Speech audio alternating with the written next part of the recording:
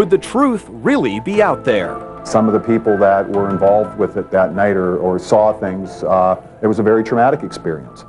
But all in all, a lot of people still once in a while will mention about the UFO that landed on Presque Isle. That night, July 31st, 1966, made headlines and caused a frenzy. Retired park ranger Ralph Clark took us back to the scene at Beach 6. He remembers when he and his partner came upon a stalled car and two frightened teenagers just before 10 p.m. And I said, Doug, you didn't get help? And they said, no, but there's weird things going on. I said, what weird things? Well, something just came down out of the sky. It started out like a basketball, real bright. It came down within 10 feet of the park, sand, about 100 yards up the beach.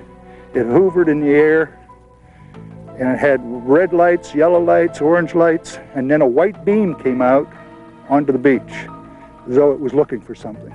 After Clark heard this amazing tale from 18-year-old Betty Jean Clem and 16-year-old Doug Tibbetts, tourists from New York State, he and his partner ran for the beach. They didn't get far when Clem sounded the car's horn in panic.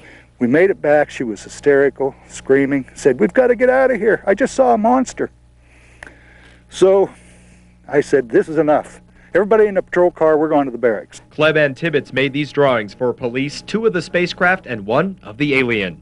The next day, police returned to the beach, along with an Air Force major working on an investigation into UFOs called Project Blue Book. Civil defense workers also tested a strange liquid substance found in the sand and declared it safe from radiation. And police found triangular, claw-like indentations that led to the water. State police took a plaster Paris of this tripod, one of the tripods. They analyzed it. They couldn't come up with anything that I know of. After authorities deemed the park safe, UFO spotting became the rage.